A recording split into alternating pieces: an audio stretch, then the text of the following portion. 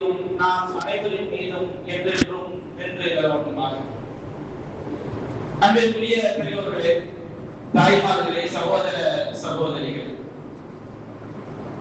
அல்லாஹ் ரப்பல் ஆலமீன் நம்மை எல்லாம் மனிதர்களாக படைத்து அந்த மனித சமுதாயத்திலும் அவன் காட்டிய அவனுடைய சொந்த மார்க்கமாகிய இஸ்லாமிய மார்க்கத்தை பின்பற்றக்கூடியவர்களாக முஸ்லிம்களாக அல்லாஹ் நம்மை ஆக்கியிருக்கின்றான்.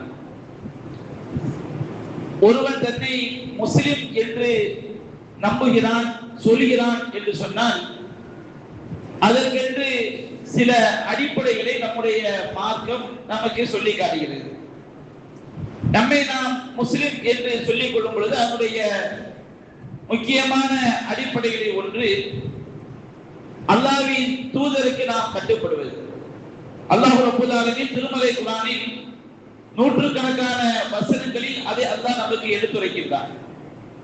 அல்லாஹ் ரப்பல் ஆலமீன் திருமறை குர்ஆனில் கூறுகின்றான், பலா வ ரப்பிக லா யுமினூன ஹத்தா யுஹக்கிமூக ஃபீமா ஷஜர பைனஹும்.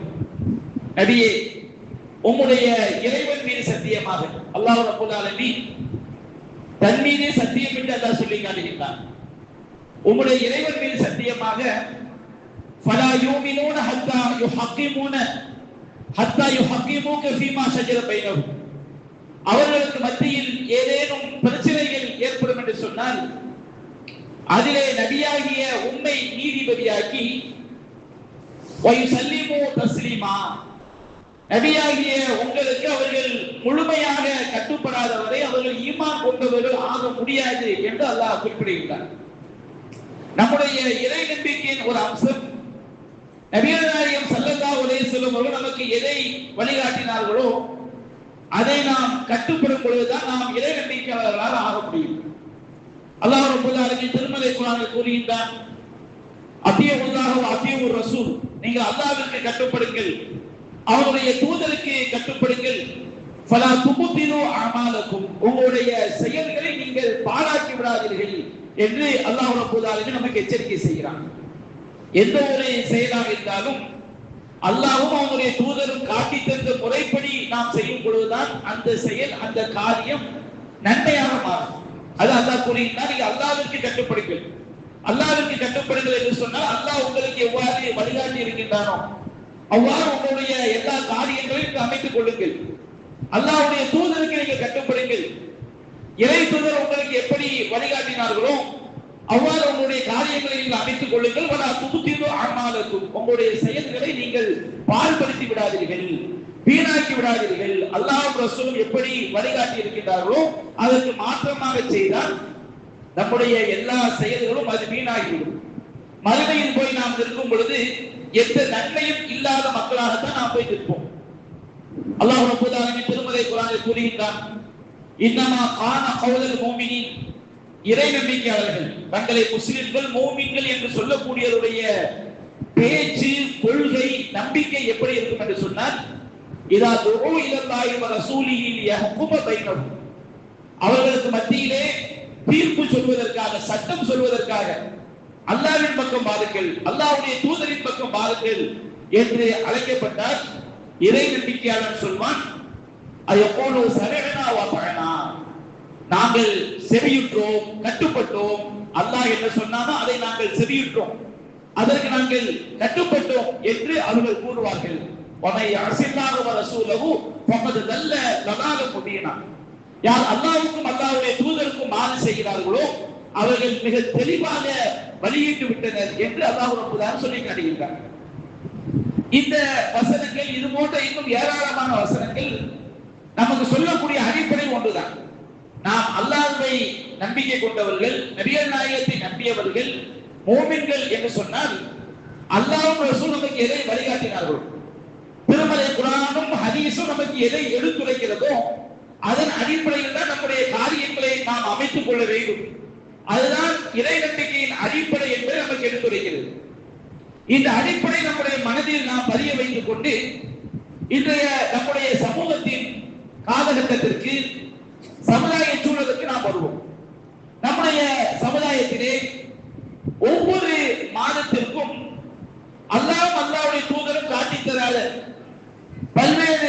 காரியங்களை மாற்றமாக செய்யக்கூடிய விஷயத்தை நாம் பார்க்கிறோம். நம்முடைய சமுதாயத்தில் முஹர்ரம் மாதம் வந்துவிடும் என்று சொன்னால் முஹர்ரம் 9, 10 ஆஷூரா நோன்பு நோற்பது சுன்னத். ஆனால் சமுதாயத்தில் முஹர்ரம் பண்டிகை என்ற ஒரு விழாவை உண்டாக்கி அதை செய்தால் நன்மை என்று கொண்டாடக்கூடிய காட்சியை பார்க்கிறோம். முஹர்ரம் முடிந்து சஃபர் மாதம் வந்துவிடும் என்று சொன்னால் சஃபர் மாசத்துல கடைசி புதன், ஒடுக்கத்து புதன், ஒடுக்கம் என்றால் கடைசி என்று பொருள், ஒடுக்கத்து புதன் என்று பெயர் வைத்துக் கொண்டு ஒரு காலத்துல கூட்டம் கூட்டமாக பெரியாரு அங்கே போய் ஆண்களும் பெண்களும் இஸ்லாமிய ஒழுக்கங்களை மீறி குளித்து விட்டு வருவார்கள். அதுல பல்வேறு விதமான தவறான நம்பிக்கைகள் சமுதாயத்தில் இருந்துச்சு. இன்றைக்கும் அதில் ஈடுபடக்கூடிய மக்களை பார்க்கிறோம். சஃபர் மாதம் முடிந்து ரபியுல் அவ்வல் மாதம் வந்துவிட்டால் நபிகள் நாயகம் ஸல்லல்லாஹு அலைஹி வஸல்லம் அவர்களுக்கு நாங்கள் பிறந்த நாள் கொண்டாட போகிறோம், மீலாது கொண்டாட போகிறோம், மௌலிது கொண்டாட போகிறோம் என்று பல்வேறு காரியங்களை ஒவ்வொரு தெருக்களிலும் வசூல் செய்து நாங்கள் பலாசோராக்கி விளம்ப போகிறோம் என்று பல்வேறு விதமான காரியங்களை நம்ம சமுதாயத்தில் பார்க்கிறோம். மௌலித் என்ற பெயரிலும் மீலாது என்ற பெயரிலும் அதே போன்று அரபு பாட்டுக்களை படிக்கக்கூடிய அந்த கலாச்சாரம், இப்படி எல்லாம் பல்வேறு காரியங்களை நம்முடைய சமுதாயத்தில் இருக்கிறது. இந்த மௌலிதை எடுத்துக்கொண்டால் மீலாதை எடுத்துக்கொண்டால் மீலாது என்று சொன்னால் பிறந்த நாள் என்று அதனுடைய அர்த்தம், மௌலித் என்று சொன்னாலும் பிறந்த நாள் என்று அதனுடைய பொருள், பிறந்த நாள் பிறந்த நேரம் என்று சொல்வார்கள். இவங்க இந்த காரியங்களை செய்வதற்கு என்ன காரணம் சொல்கிறார்கள்? நாங்கள் நபியை நேசிக்கிறோம் என்று அவர்கள் சொல்கிறார்கள். உண்மையிலேயே ஒரு மூமின் நபியை நேசிக்க வேண்டும். நபியை நேசிப்பது ஈமானுடைய ஒரு அம்சம். நபிகள் நாயகம் ஸல்லல்லாஹு அலைஹி வஸல்லம் அவர்கள் நமக்கு சொன்னார்கள், லா யூமினு அஹதுக்கும் ஹத்தா அகூன அஹப்ப இலைஹி மின் வாலிதிஹி வ வலதிஹி வன்னாஸி அஜ்மஈன். தன்னுடைய தந்தையை விடவும் தன்னுடைய பிள்ளையை விடவும் உலக மக்கள் அனைவரை விடவும் என்னை நேசிக்காதவரை உங்களில் எவரும் ஈமான் கொண்டவர் ஆக முடியாது நபிகள் நாயகம் சொன்னாங்க. ஒரு மூமின் என்று சொன்னால் அவன் கண்டிப்பாக நபிகள் நாயகத்தை நேசித்தாக வேண்டும். நேசிக்காதவன் ஒரு மூமினாக இருக்க முடியாது. இன்னொரு ஹதீஸில் நபிகள் நாயகம் ஸல்லல்லாஹு அலைஹி வஸல்லம் சொன்னார்கள், ஸலாசுன் மன் குன்ன ஃபீஹி வஜத ஹலாவத்துல் ஈமான். 3 தன்மைகள் யாரிடம் இருக்கிறதோ அவன்தான் ஈமானுடைய சுவையை உணர முடியும். நம்முடைய உடம்புல காய்ச்சல் இருக்கும் போது ஒரு காய்ச்சல்காரன் போய் பிரியாணியை கொடுத்த பிரியாணியோட டேஸ்ட் அவனுக்கு தெரியாது. அப்ப நம்முடைய உடம்பு ஆரோக்கியமான ஈமான் என்று சொன்னால் 3 தன்மைகள் நம்ம கிட்ட இருந்தால் தான் நம்முடைய ஈமான் ஆரோக்கியமான ஈமான். இந்த 3 தன்மைகளை சொல்லும் பொழுது அந்த தன்மைகள் நம்மிடம் இல்லை என்று சொன்னால் நம்முடைய ஈமான் நோய் பிடித்த ஈமான் நபிகள் சொல்லி காட்டுறாங்க. 3 தன்மைகள் யாரிடம் இருக்கிறதோ அவங்க தான் ஈமானுடைய சுவையை உணர்ந்து கொண்டார்கள். முதலாவது தன்மை என்ன? முதலாவது நபிகள் சொன்னார்கள், ஐயக்கூனல்லாஹு வ ரசூலுஹு அஹப்ப இலைஹி மிம்மா சிவாஹுமா. அல்லாஹ்வும் அல்லாஹ்வுடைய தூதரும் அந்த இருவரையும் தவிர உள்ள அனைத்தையும் விட அவனுக்கு நேசத்திற்குரியவராக ஆக வேண்டும். நபிகள் நாயகம் அல்லாஹ்வை நாம் நேசிக்க வேண்டும், நபிகள் நாயகத்தை நாம் நேசிக்க வேண்டும். இது ஈமானுடைய சுவையை உணர்வதற்கு முதலாவது தன்மை. இரண்டாவது தன்மை சொன்னார்கள், ஐயுஹிப்பல் மர்அ லா யுஹிப்புஹு இல்லா பில்லாஹ். எந்த ஒரு மனிதனை நேசித்தாலும் அல்லாஹ்வுக்காக மட்டும்தான் நேசிக்க வேண்டும். நம்ம மனிதனோட தன்மை என்ன? சிலரை நேசிப்பார்கள், நெருங்கி பழகுவாங்க, இவர் ஒரு செல்வந்தராக இருக்கிறார், நாளை நமக்கு உதவி செய்வார், ஏதாவது ஆபத்து நமக்கு உதவுவார், தப்பு கிடையாது, நாம் அதற்காக நேசிப்போம். ஒரு டாக்டர் நெருங்கி பழகுவாங்க, ஒரு இன்ஜினியர் நெருங்கி பழகுவாங்க, பல்வேறு நோக்கங்களுக்காக மனிதர்கள் நெருங்கி பழகுவார்கள். ஆனால் ஈமானுடைய சுவையை எவன் உணர முடியும் என்று சொன்னால், ஒருவன் இன்னொரு மனிதரை அல்லாஹ்வுக்காக நேசிக்கும் போது, இறை மார்க்கத்திற்கு எதிராக செல்லும் போது அவரை விட்டு விலகிக் கொள்கிறான், மார்க்கத்திற்கு ஒன்றுபட்டு நடக்கும் போது அவரை நேசிக்கிறான். இந்த மாதிரி தன்மை யாரிடம் இருக்கிறதோ, எந்த ஒரு மனிதரை நேசித்தாலும் அல்லாஹ்வுக்காக நேசிப்பது, இந்த தன்மை யாரிடம் இருக்கிறதோ அவர் ஈமானுடைய சுவையை உணர்ந்து விட்டார். நபியாக சொன்னார்கள். மூன்றாவதாக சொன்னார்கள்,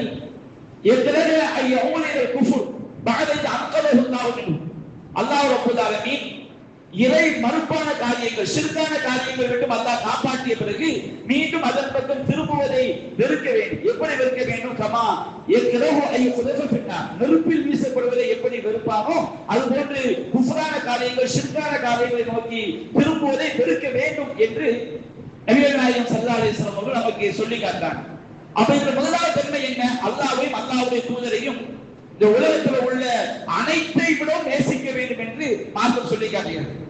உமர் ரலியல்லாஹு அவர்கள் நபிகள் நாயகம் சொன்ன அல்லாஹ்வின் தூதரே, என்னுடைய உயிரை தவிர மற்ற அனைத்தையும் விட எனக்கு நீங்கள் நேசத்திற்குரியவர்கள் அப்படின்னு சொல்றாங்க.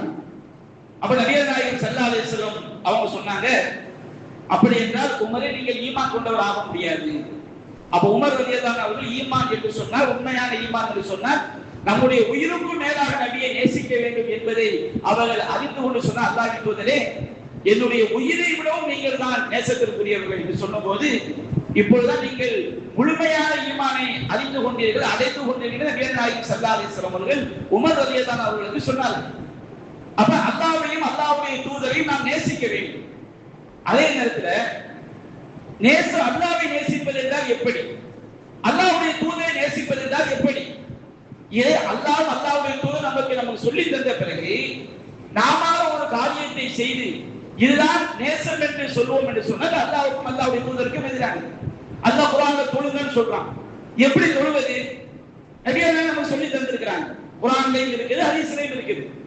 அல்லாஹ் நோன்பு நோற்பது என்று அல்லாஹ் நமக்கு கட்டளை இடுகின்றான். எப்படி நோன்பு நோற்பது? குர்ஆன் ஹதீஸ் அதை தெளிவுபடுத்துகிறது. நாம அதை காலையில 10 மணிக்கு சஹர் செஞ்சு நைட்ல 10 மணிக்கு இஃப்தார் வைக்க முடியுமா? நோன்பு வைக்க வேண்டும் என்று குர்ஆன் சொன்னால் எப்படி நோன்பு வைக்க வேண்டும் என்று நபிகள் நாயகம் ஸல்லல்லாஹு அலைஹி வஸல்லம் கற்றுத் தந்திருக்கிறாங்க. அவங்க கற்றுத் தந்த பிறகு அதை மாற்றினோம் என்று வைத்துக் கொண்டால் கண்டிப்பாக அது அந்த அமல் அல்லாஹ்வுக்கு செய்யப்படாது, ஏற்றுக்கொள்ளப்படாது. இப்படித்தான் எல்லா விஷயங்களும். அப்ப அல்லாஹ்வை நேசிப்பது என்றால் எப்படி, அல்லாஹ்வுடைய தூதரை நேசிப்பது என்றால் எப்படி என்று மார்க்கம் நமக்கு சொல்லி தந்திருக்கிறது. திருமலை குர்ஆனில் அல்லாஹ் குறிப்பிடுகின்றான். அல்லாஹ்வை நாம நேசிக்கிறோம் சொன்னோம்னா, ஒருவன் தன்னுடைய தாயை நேசிப்பதற்கும் மனைவியை நேசிப்பதற்கும் பிள்ளையை நேசிப்பதற்கும் சொந்தக்காரரை நேசிக்கிறது வித்தியாசம் இருக்குது. மனைவியை நேசிக்கிற மாதிரி தாயை நேசிக்க முடியாது. மனைவியும் தாயையும் அவங்களுக்கு காட்டக்கூடிய நேசம் வேறுபடுவது. பிள்ளைகளை நேசிப்பது அது வித்தியாசமா இருக்கும். சொந்தக்காரர்கள் மேல உள்ள நேசம் என்பது அது வித்தியாசமா இருக்கும். அதே போன்று அல்லாஹ்வை நேசிப்பதுனா என்ன, அல்லாஹ் நமக்கு சொல்லி தரலாம். அல்லாஹ்வை நேசிக்கிறது என்ன அர்த்தம்? பிள்ளையை நேசிக்கிற பிள்ளைகளுக்கு நம்ம முத்தம் கொடுப்போம், மனைவியை நேசிக்கிற அது ஏதாவது தெரியும். பெற்றோரை நேசிப்பதுதான் நம்ம எல்லாம் தெரிந்து வைத்திருக்கின்றோம். பெற்றோரை நாம பராமரிப்போம், நோய் வந்தால் அவர்களுக்கு செலவு பண்ணுவோம், அன்போடு அரவணைக்கும், அவங்களை கணிந்து பேசக்கூடாது, இப்படி பல விஷயங்கள் மார்க்கம் சொல்லி தருது. அல்லாஹ்வை நேசிக்கிறது என்ன? அல்லாஹ் நமக்கு சொல்லி தருகிறான் திருமலை குர்ஆனில். குல் இன் குன்தும் துஹிப்பூனல்லாஹ், நபியே நீங்கள் மக்களுக்கு சொல்லுங்கள், நீங்க அல்லாஹ்வை நேசிக்கிறீர்கள் என்று சொன்னார். நமக்கு அல்லாஹ்வுடைய நேசம் நம்முடைய உள்ளத்துல இருக்குதுன்னா என்ன அர்த்தம்? நான் அல்லாஹ்வை நேசிக்கிறேன், நான் அல்லாஹ்வை காதலிக்கிறேன் அப்படின்னு சொல்றதா? ஏதாவது வார்த்தைகளை எழுதி அல்லாஹ்வை நேசிக்கிறேன் சொல்லி எழுதுறதா?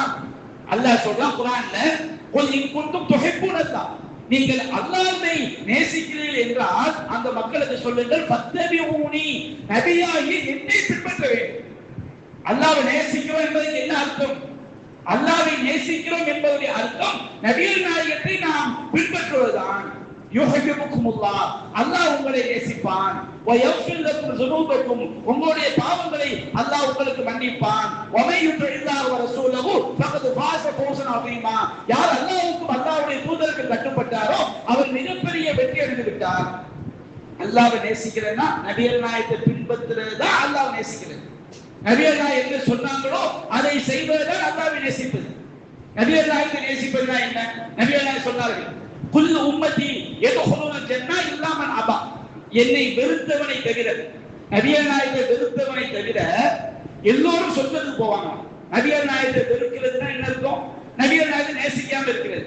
அப்ப நபிகள் நாயகம் சொன்னாங்க, என்னை வெறுத்தவனை தவிர எல்லோரும் சொர்க்கம் செல்வார்கள்.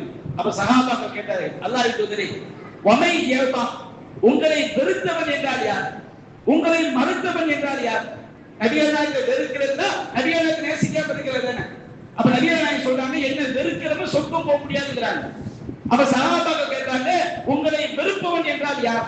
நபிகள் நாயகம் சொன்னார்கள், மன் அபாஅனி தஹலல் ஜன்னா, எனக்கு கட்டுப்பட்டவன் சொர்க்கத்தில் நுழைவான். நபிகள் நாயகத்தை நம்ம நேசிக்கிறோம் சொன்னோம்னா நபிகள் நாயகத்தை கட்டுப்பட வேண்டும், நபிகள் நாயகத்தை பின்பற்ற வேண்டும். நபிகள் நாயகத்தை பின்பற்றுவதுதான் நபிகள் நாயகத்தை நேசிப்பது. வமன் அஸானி ஃபகத் அபா, எவன் எனக்கு மாற்றமாக நடக்கிறானோ அவன்தான் என்னை மறுத்தவன். நபிகள் நாயகத்தின் அல்லாஹ்வை நேசிப்பதுதான் நபிகள் நாயகத்தை பின்பற்றுவது. நபிகள் நாயகத்தை நேசிப்பது என்று சொன்னால் நபிகள் நாயகத்தை கட்டுப்படுவது, நபிகள் நாயகத்தை பின்பற்றுவது, இதுதான் அல்லாஹ்வை நேசிப்பது, அல்லாஹ்வுடைய தூதரை நேசிப்பது என்பது நூற்றுக்கணக்கான வசனங்கள் நமக்கு எடுத்துரைக்கிறது. ஏராளமான ஹதீஸ்கள் எடுத்துரைக்கிறது. நபிகள் நாயகம் சொன்னார்கள், இன்ன அஸ்ஸகல் ஹதீஸ் கிதாபுல்லாஹ், செய்திகளில் உண்மையானது அல்லாஹ்வுடைய வேதம், வ அஹ்ஸனல் ஹதீ முஹம்மத், வழிகாட்டுதலில் சிறந்தது முஹம்மது ஸல்லல்லாஹு அலைஹி வஸல்லம் வழிகாட்டுதல். யாராவது ஒருவர் எந்த விஷயத்திலாவது நபிகள் நாயகத்தை விட இந்த தலைவருடைய வழிகாட்டுதல் சிறந்தது நம்பிட்டு அவர் முஸ்லிமாக இருக்க முடியாது. ஏன்னா ஈமானுடைய அடிப்படையில் ஒன்று நபிகள் நாயகம் தான் சிறந்த வழிகாட்டு. அதை ஏற்றுக்கொண்டாதான் முஸ்லிம். குர்ஆன் தான் பொய்யே இல்லாத வேதம். அப்ப நபிகள் நாயகம் சொல்றாங்க, செய்திகளில் உண்மையான அல்லாஹ்வுடைய வேதம், வழிகாட்டுதல் சிறந்த முஹம்மது ஸல்லல்லாஹு அலைஹி வஸல்லம் வழிகாட்டுதல், வ ஷர்ருல் உமூரி முஹ்தஸாத்துஹா, காரியங்களையும் கெட்டது இஸ்லாம் என்ற பெயரில் புதிதாக உண்டாக்கப்பட்டவை, குல்ல முஹ்தஸத்தின் பித்ஆ, புதிதாக உண்டாக்கப்பட்டவை அனைத்தும் அனாச்சாரங்கள், பித்அத்துகள், குல்ல பித்அத்தின் வலாலா, எல்லா பித்அத்தும் வழிகேடு, குல்ல தலாலத்தின் ஃபின்னார், எல்லா வழிகேடும் நரகத்தில் கொண்டு போய் சேர்க்கும். நபிகள் நாயகம் சொல்லிட்டாங்க, நபிகள் நாயகம் சொல்லாத ஒன்றை நாம் மாற்றமாக செய்தால் அது வழிகேடு, அது நம்மை நரகத்தில் கொண்டு போய் சேர்க்கும். இப்ப யோசிச்சு பாருங்க, இன்றைக்கு சமுதாயத்துல சுப்ஹான மௌலித் என்ற பெயர் செய்யக்கூடிய காரியங்கள் நபி காலத்தில் இருந்ததா, சஹாபாக்கள் காலத்தில் இருந்ததா? எங்கேயாவது ரபியுல் அவ்வல் மாதம் வந்து விட்டார், எல்லோரும் ஒன்று கூடி வீடுகளிலேயோ தெருக்களிலேயோ இந்த மாதிரி அரபி பாட்டுக்களை நீங்கள் படியுங்கள் அப்படின்னு நபிகள் வழிகாட்டி தந்தாங்களா? நான் நபிகள் நாயகத்தை நேசிக்கிறோம் என்று சொன்னால் நபிகள் நாயகம் அவளை நேசிப்பது அவளை பின்பற்றுவதுதானே. நபிகள் அழகா சொன்னார்கள், மன் அமில அமலன் ஃபலைஸ அலைஹி அம்ருனா ஃபஹுவ, யார் நாம் கட்டளையிடாத காரியத்தை செய்கிறாரோ அது அல்லாஹ்விடம் மறுக்கப்படும் என்று சொன்னார்கள். மன் அஹ்தஸ ஃபீ அம்ரினா ஹாதா மா லைஸ மின்ஹு ஃபஹுவ, நம்முடைய மார்க்கத்தில் இல்லாத ஒன்றை யார் புதிதாக உண்டாக்குகிறாரோ அது அல்லாஹ்விடம் மறுக்கப்படும் என்றார்கள். நபிகள் நாயகம் காட்டி தந்ததற்கு மாற்றமாக நம்ம மார்க்கத்துல ஒரு விஷயத்தை செய்தார். சுபூ தொழுகையை 2 ரக்காத்து, ஒரு ஆள் 3ஆ தொழுகிறாரு, எனக்கு நல்ல நேரம் இருக்குன்னு 5ஆக தொழுகிறார், அந்த தொழுகையை அல்லாஹ் ஏற்றுக்கொள்வானா? நபிகள் நாயகம் 2ஆக சொல்லி தந்தால் 2 தானே. அதை 1ஆக தொழுதால் தொழுகை கூடாது, அதை 7ஆக தொழுதாலும் கூடாது, 2க்கு கூட்டினால் தொழுகை செய்றார். ஒரு ஆள் ருக்குவுக்கு முன்னாடி சஜ்தாக்கு முன்னாடி ருக்கு செய்றார், அது தொழுகை ஏற்றுக்கொள்ளப்படுமா? ஏற்றுக்கொள்ளப்படாது. அப்ப நபிகள் நாயகம் ஸல்லல்லாஹு அலைஹி வஸல்லம் அவர்கள் எப்படி வழிகாட்டி தந்தார்களோ அதை பின்பற்றுவதுதான் மார்க்கம். அப்ப இந்த மாதிரி காரியங்கள் நபிகாலத்தில் உண்டான் கேட்டால் செய்யக்கூடியவர் சொல்ல அப்படி கிடையாது. அப்ப ஏன் அது செய்றீங்க? நாங்க நாயகத்தை நேசிக்கிறோம். நாயகத்தை நேசிப்பதுதான் என்ன அர்த்தம்? அது மட்டுமல்ல, சரி இந்த மௌலூத் பாட்டுக்களை படிக்கிறாங்க, இது மார்க்கத்துல கிடையாது. 2வது என்ன தெரியுங்களா? நம்முடைய மார்க்கத்துடைய தௌஹீதுடைய அடிப்படை, அல்லாஹ் நம்மை படைத்ததின் நோக்கமே அவனுக்கு அடிபணிந்து வாழ வேண்டும் என்பதற்காக. எல்லா வணக்கத்துடைய அடிப்படை என்னங்கிற துவா. நபிகள் நாயகம் சொன்னார்கள், அத்துவா ஹுவல் இபாதா, துவா என்பது வணக்கம். துவா என்பது வணக்கம்னா என்ன அர்த்தம் விளக்கும்? ஒரு வார்த்தை பல அர்த்தங்கள்ல இருக்கும். இப்போ ஒரு ஆளை பார்த்து அப்துல் கதருக்கு வாங்கன்னு கூப்பிடுறோம், அவரை அழைக்கணும், இது வணக்கமா? இது வணக்கம் கிடையாது. பாங்கது ஹய்யால ஸலா ஹய்யால ஃபலான் மக்களை அழைக்கணும், துவா என்பது வணக்கம். அழைத்தல் என்பது வணக்கம் அப்படின்னு சொல்றோம். இந்த அழைப்பு வணக்கமான, இது வணக்கம் கிடையாது. துவா என்று வணக்கம் என்று சொல்லக்கூடிய துவானா என்ன?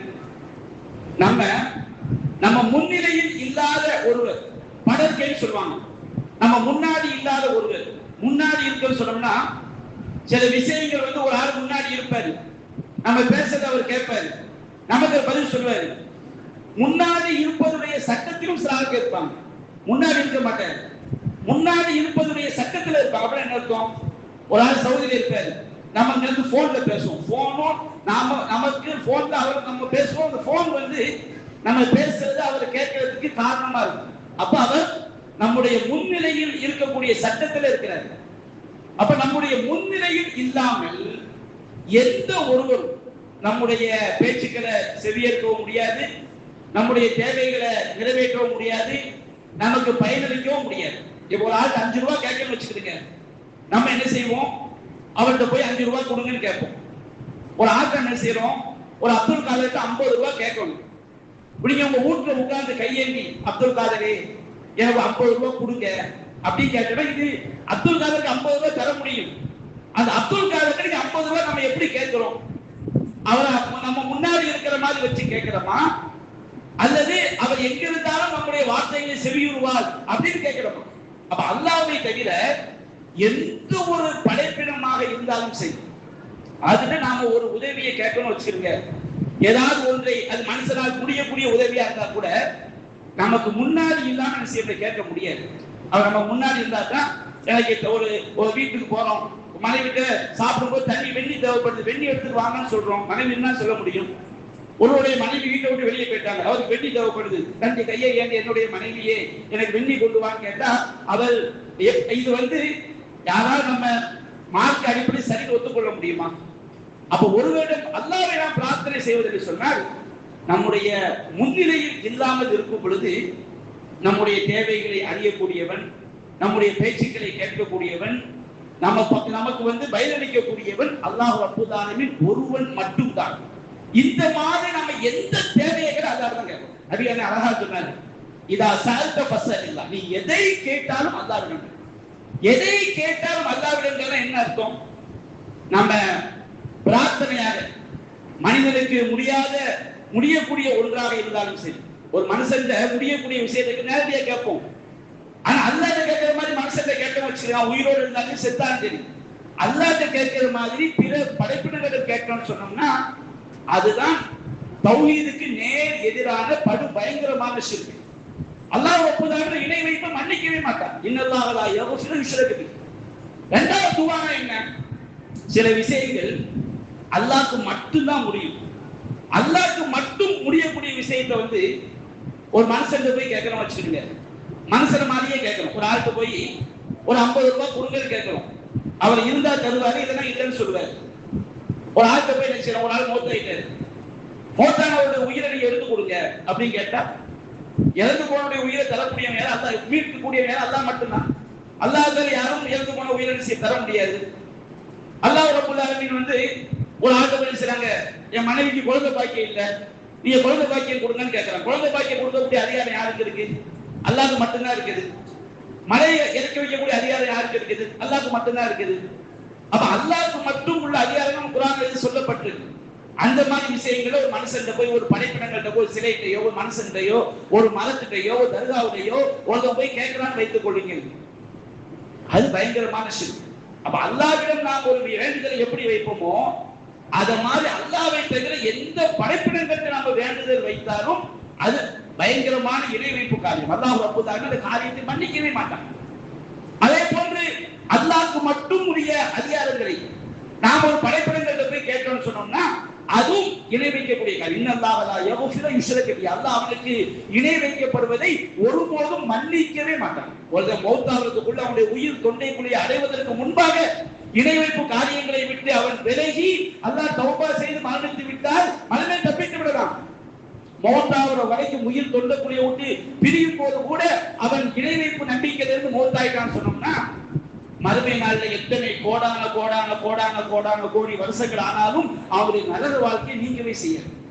அப்ப இந்த மௌலிது பாத்திரம் எடுத்துக்கிட்டீங்கன்னா நாம எப்படி பள்ளிவாசல்ல உட்கார்ந்து வீட்டுல உட்கார்ந்து அல்லாஹ் நம்ம எப்படி கையேந்தி கேட்போமோ அந்த அர்த்தத்துலதான் நபிகள் நாயகத்தை முழுக்க முழுக்க அழைக்கக்கூடிய வாசகம் தான் மௌலிது. நாம ஒரு ஆளுக்கு 5 ரூபாய் கேட்டா கூட 5 ரூபாய் பார்த்துருக்கு, 5 ரூபாய் கொடுங்கன்னு கேட்டா இருந்தா தருவைதான் பாரு. அவர் இல்லாத நேரத்துல வீட்டுல உட்கார்ந்து அப்துல் காதருக்கு 5 ரூபாய் கொடுங்கன்னு ஷிர்க் தானே. இவர் அல்லாஹ் அழைக்கிற மாதிரி தானே மனுஷனை அழைக்கிறாரு. அவன் எப்படி அந்த மாதிரி கேட்கக்கூடிய யார்? குர்ஆன் அல்லாஹ் சொல்லி காட்டுகிறான், வல்லதீன ததுஊன மின் தூனில்லாஹ் மா யம்லிகூன மின் குத்பீன். அல்லாஹ்வை நீங்கள் யாரை பிரார்த்தனை செய்து அழைத்தாலும் அவர்கள் கடுகளவு கூட சக்தி பெற மாட்டார், அணுகளவு கூட சக்தி பெற மாட்டார்.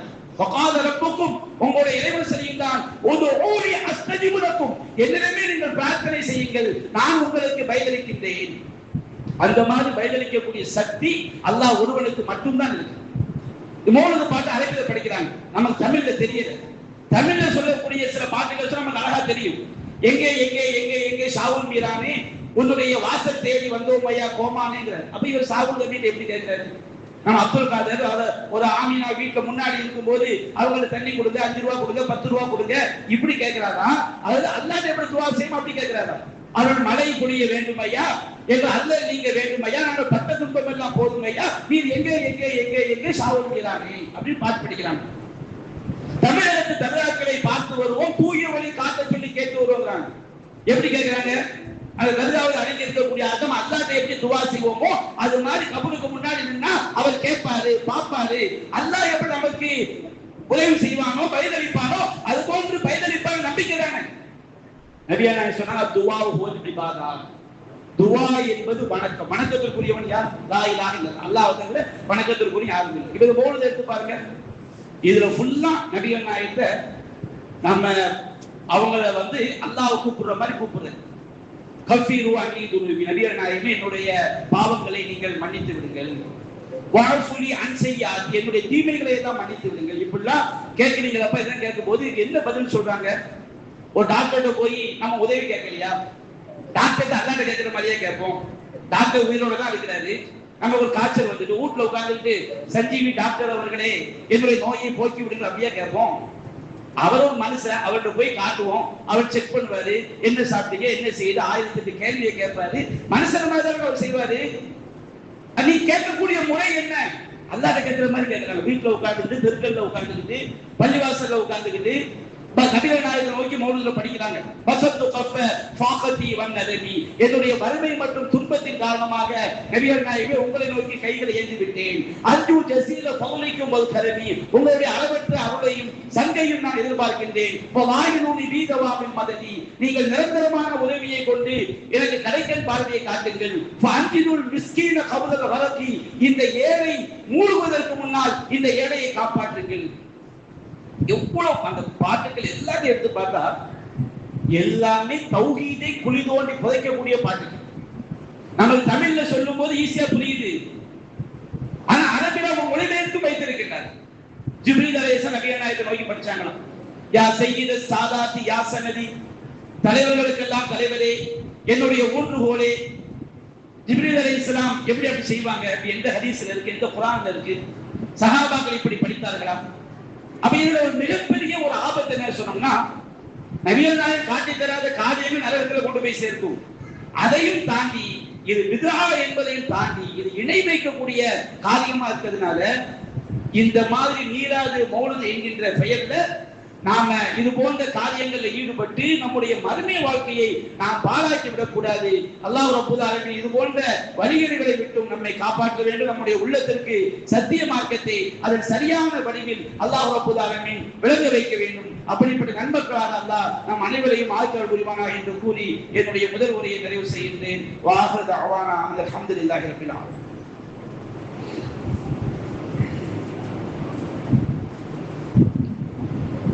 அல்ஹம்துலில்லாஹி ரப்பில் ஆலமீன். அன்பிற்குரிய சகோதரர்களே, தாய்மார்களே, அல்லாஹ் ரப்பல் ஆலமீன் திருமறை குர்ஆனிலே நமக்கு இணை வைப்பை பற்றி கடுமையான எச்சரிக்கைகளை அல்லாஹ் சொல்கிறான். லுக்மான் அலைஹிஸ்ஸலாம் தன்னுடைய மகனுக்கு சொன்னார்கள், யா புனைய லா துஷ்ரிக் பில்லாஹ். என்னுடைய மகனே, நீ அல்லாஹ்வுக்கு இணை வைத்து விடாதே. இணை வைக்கிற பாவத்தை நீ செஞ்சிடாதப்பா. அப்படி செய்தவன் சொல்ல இந்த ஷிர்க்ல உதுமுனாவும் அல்லாஹ்வுக்கு இணை வைப்பது மாபெரும் அநியாயம். அது மாதிரி ஒரு அநியாயம் கிடையாது. ஏன்னா அல்லாஹ் ரப்பல் ஆலமீன் நம்மை படைத்ததே அவனை மட்டும் வணங்குறதுக்காக. நம்முடைய எல்லா வணக்கங்களுடைய நோக்கமும் துவா தான். நம்ம துவாவை அல்லாஹ் நம்ம கையேந்தி கேட்கிறோம். துவா நம்ம குர்ஆன் ஓதுறோம். குர்ஆன் ஓதும் போது அந்த குர்ஆன் ஓதுற துவா தான். என்ன துவா? இறைவா, நான் குர்ஆன் ஓதுனா நீ எனக்கு நன்மையை தந்து என் சொர்க்கத்தை கொண்டு போய் சேர்க்கணும் அப்படிங்கிற அந்த வேண்டுதல் அதுல உள்ளடங்கி. நம்ம எல்லா தொழுகையும் தொழுகிறோம். எல்லா தொழுகையிலுமே துவா இருக்கு. இப்ப இந்த பயானை நம்ம கேட்கிறோம். ஏன் கேட்கிறோம்? நபிகள் நாயகம் ஜும்மா உரையாற்றி இருக்கிறாங்க. அப்ப ஜும்மா உரையை கேட்டால் என்ன நன்மை? ஜும்மா உரையை கேட்டால் நமக்கு நன்மை. அப்ப இறைவனுடைய நன்மை கிடைத்தால் நாம சொர்க்கம் செல்லலாம். ஒரு 5 ரூபாய் தர்மம் செய்யறோம். இந்த 5 ரூபாய் தர்மத்தில் துவா உள்ளடங்கி. எதுக்காக தர்மம் செய்யறோம்? என்னுடைய இறைவனுக்காக நான் 5 ரூபாயை கொடுத்தேன்னு சொன்னோம்னா அல்லாஹ் எனக்கு சொர்க்கத்தை தருவான், அல்லாஹ் எனக்கு நன்மையை தருவான், அல்லாஹ் எனக்கு பரக்கத்தை தருவான். நம்முடைய மார்க்கத்துல துவாவுடைய நோக்கம் இல்லாத எந்த ஒரு வணக்கமும் கிடையாது. ஒவ்வொரு விஷயத்தையும் நம்ம அல்லாஹ் சொன்னான் செய்யும் போது நமக்கு மறைமுகமா அதுல என்ன உள்ளடங்கி இருக்குன்னு சொன்னோம்னா, இறைவன் சொன்னபடி நாம் செய்தால் அல்லாஹ்வுடைய அருள் கிடைக்கும். அல்லாஹ் நமக்கு நன்மையை தருவான், அல்லாஹ் நமக்கு துன்பத்தை விட்டு காப்பாற்றுவான், இறைவன் நமக்கு சொர்க்கத்தை தருவான். அப்ப அல்லாஹ் எனக்கு சொர்க்கத்தை தர வேண்டும், துன்பத்தை விட்டு காப்பாற்ற வேண்டும், அருள் செய்ய வேண்டும் அப்படி நம்ம கேட்கறதுதான் துவா. அப்ப எல்லா வணக்கங்களுடைய பின்னணியும் என்னன்னு கேட்டோம்னா துவா. அப்போ அதை நபிகள் நாயகம் சொன்னாங்க, துவா ஹுவல் இபாதா, துவா என்பதுதான் வணக்கம். நாம அல்லாஹ் துவா கேட்கிறது வணக்கம். எல்லா வணக்கங்களுடைய அடிப்படையும் நோக்கமும் துவா. அவ்வளவு ஆழமான ஒரு ஹதீஸ் நபிகள் நாயகம் சொன்ன இந்த செய்தி. அப்ப இந்த துவாவை வந்து இப்போ ஒரு ஆள் வீட்டுல என்ன செய்யறாரு சொன்னோம்னா, ஒரு பூசணிக்காயை தொங்க விடுறாரு, அதுல அவர் பூசணிக்காய் துவா கேட்கிறார். நாங்க இந்த பூசணிக்காய் துவா கேட்க சொல்லலாம், அவருடைய உள்ளத்துல நம்பிக்கை இருக்கு. இந்த பூசணிக்காயை தொங்க விட்டோம்னா மக்கள் பார்க்கக்கூடிய கண் திருஷ்டியை விட்டு பூசணிக்காய் காப்பாற்றும். கண் திருஷ்டியை விட்டு காப்பாற்றணும் யாரு? அல்லாஹ் ரப்பல் ஆலமீன். அப்ப பூசணிக்காயை தொங்க விடும் போதே அவர் பூசணிக்காய் துவா கேட்கிறாரு. ஏன் கேட்கிறாரு? நான் எங்க கையெழுத்து கேட்கமான்னு இல்லை, நம்பிக்கை வந்துருச்சுல. ஒரு கல்யாண பந்தல்ல வாழை மரத்தை கட்டி வைக்கிறாங்க வச்சிருக்க, அதுல துவா வந்தது. எப்படி துவா வந்தது? அவங்க சொல்றாங்க, வாழை மரத்தை வாழை குலையோடு கட்டி வச்சோம்னா கணவன் மனைவிக்கு குழந்தை பாக்கியம் கிடைக்கும். மாப்பிள்ளை பொண்ணுக்கு ஆரத்தி எடுக்கிறாங்க, அந்த ஆரத்துல துவா வந்தது. தீய வணங்குற தீட்ட கேட்கிற வந்தது. ஏன் ஆரத்தி எடுக்கிறீங்க?